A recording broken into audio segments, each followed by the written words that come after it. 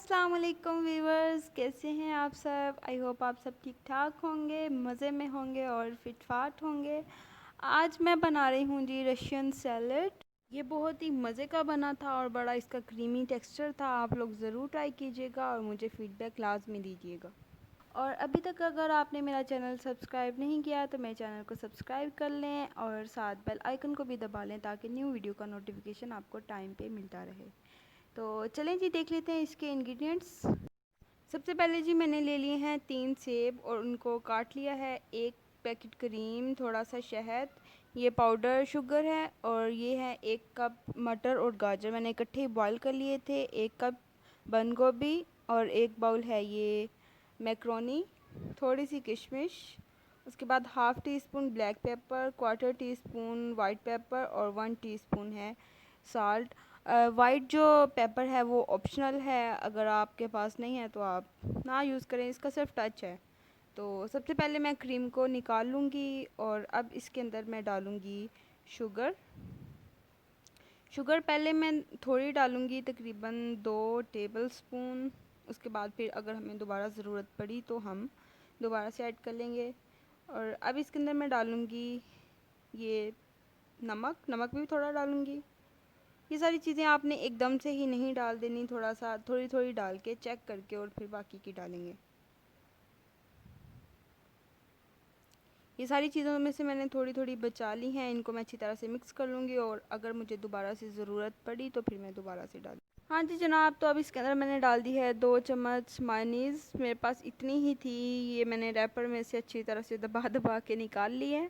तो अगर आपके पास 1 पैकेट करीम है तो उसका आप हाफ़ जो है वो मायोनीज़ लेंगे।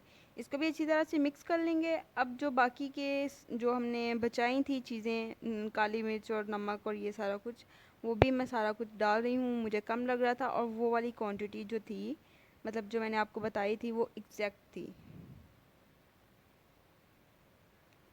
इसके अंदर शुगर भी मैंने डाल दी है। और यहाँ पे मैं एक चीज़ आपको बताऊँ कि जो सेब जो मैंने लिए हैं वो उनका मैंने छिलका उतार लिया था, क्योंकि वो उनका छिलका थोड़ा सा तुर्श था। तो अगर आपके पास ऐसे सेब हैं कि जिनका छिलका तुर्श नहीं है तो आप छिलकों समेत डालेंगे तो वो ज़्यादा अच्छा बनेगा। और उसके बाद जब ये क्रीम का ये सारा मिक्सचर जो है ये अच्छा सा रेडी हो जाए तो उसके बाद आपने सेब काट के डायरेक्ट इसके अंदर ही डालने हैं, अलग नहीं रखने, नहीं तो उनका कलर थोड़ा सा वो ब्लैक हो जाएगा। तो यहाँ पे मेरे से थोड़ी सी गलती ये हुई थी कि मैंने उनको पहले काट लिया था और जो क्रीम का जो मिक्सचर था वो मैंने बाद में बनाया था, तो वो थोड़ा सा उनमें थोड़ा सा ब्लैक हुए थे। ऑल्दो टेस्ट पे कोई इफ़ेक्ट नहीं पड़ा था, लेकिन थोड़ा सा कलर जो था वो अ, थोड़ा सा येलोइश और ब्लैक सा हो गया था।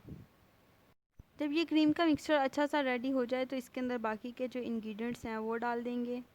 और यहाँ पे मैंने मैक्रोनी को बॉईल कर लिया था और इसे मैंने रिंस कर लिया था ठंडे पानी के साथ। तो ये आपस में चिपकती नहीं है, अब ये ज़रा पड़ी रही है तो इस वजह से हो गई है, कोई बात नहीं, ये जब हम मिक्स करेंगे तो ये अलग हो जाएगी। ये थोड़ी थोड़ी चीज़ें जो मैं बचा रही हूँ इन्हें मैं ऊपर गार्निश करूँगी। ये थोड़ी सी मैंने यहाँ पे किशमिश डाल दी है, अगर आप किशमिश नहीं डालना चाह रहे तो कोई बात नहीं। आप इसके अंदर मिक्स फ्रूट जो कॉकटेल होता है उसका सिरप निकाल के और वो भी डाल सकते हैं, सिर्फ पाइनएप्पल भी डाल सकते हैं। ये सारी चॉइसेस आपकी हैं, आप इसके अंदर कितनी वेजीज डालना चाह रहे हैं और क्या क्या डालना चाह रहे हैं। तो अब इसको अच्छा सा मिक्स कर लेंगे। तो अब मैं इसको डिश आउट करती हूँ और फिर मैं वापस आती हूँ। हाँ जी जनाब, तो मैंने रशियन सैलड को डिश आउट कर लिया है और ऊपर थोड़ी सी गार्निशिंग की है बादाम के साथ और किशमिश के साथ। आप अपनी मर्ज़ी से जैसा भी आप चाह रहे हैं इसको गार्निश करना आप कर सकते हैं। तो आई होप आपको आज की ये वीडियो अच्छी लगी होगी। अगर अच्छी लगी है तो please like share and comment करें, मेरे चैनल को ज़्यादा से ज़्यादा सब्सक्राइब करें। मिलेंगे अगली वीडियो में, तब तक के लिए अल्लाह हाफिज़।